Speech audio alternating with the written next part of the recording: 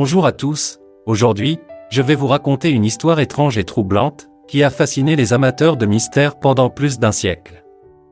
Nous partons pour l'Écosse, sur un îlot battu par les vents et les vagues de l'Atlantique Nord, où un phare solitaire s'élève au milieu des eaux sauvages, le phare d'Éléan Mor. Ce lieu isolé est devenu le théâtre d'une disparition énigmatique en 1900, un mystère qui reste irrésolu à ce jour. Éléan Mor fait partie des îles Flannans, un archipel reculé des Hébrides extérieures. En 1899, un phare moderne y est construit pour guider les navires à travers les eaux traîtresses.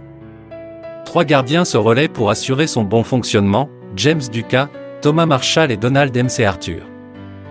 Le 15 décembre 1900, un navire passant au large remarque que le phare est éteint.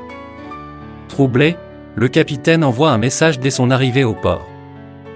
Mais ce n'est que le 26 décembre qu'un bateau de ravitaillement, le Hesperus, atteint enfin Éléan Mor pour enquêter. Lorsque l'équipage du Hesperus débarque sur l'île, un silence inquiétant les accueille. Personne ne vient à leur rencontre, et les lieux semblent étrangement déserts. Ils se dirigent vers le phare et découvrent une scène à la fois banale et perturbante. À l'intérieur, tout est en ordre, la table est mise, mais le repas est intact. Les lits sont faits, et l'horloge est arrêtée. Une enquête rapide montre que 2 manteaux imperméables manquent, mais pas le 3e. Les journaux de bord sont également intacts, et leurs dernières entrées sont déroutantes. Le 12 décembre, Marshall écrit que des vents violents secouent l'île, bien que les archives météorologiques indiquent un temps calme dans la région. Le 13 décembre, il note que la tempête s'aggrave et que les 3 hommes pris ensemble, un comportement inhabituel pour des gardiens expérimentés. La dernière entrée, datée du 15 décembre, se résume à une phrase étrange, « La tempête est passée. Tout est calme maintenant. Dieu est au-dessus de tout. » Mais il n'y avait aucune tempête ce jour-là. Les théories pour expliquer leur disparition abondent. La version officielle est qu'une vague géante aurait emporté les hommes alors qu'ils travaillaient à l'extérieur.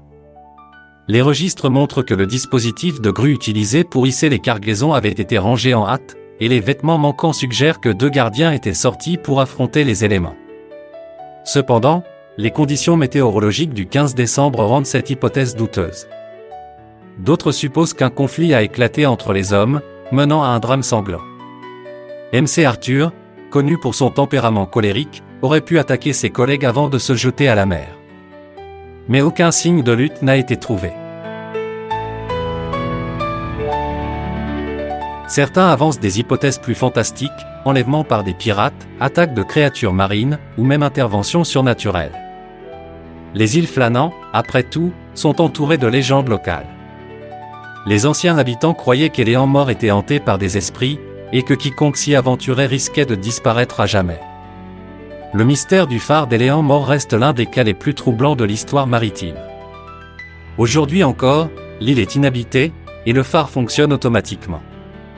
Les visiteurs qui s'y rendent décrivent une atmosphère étrange, comme si le lieu portait encore la marque de l'événement tragique. Et voilà pour aujourd'hui. Demain, nous explorerons l'incroyable histoire d'un homme qui a survécu à un naufrage et a parcouru des kilomètres en pleine mer pour sauver son équipage. Une aventure palpitante vous attend. À bientôt pour une nouvelle page d'Histoire vraie.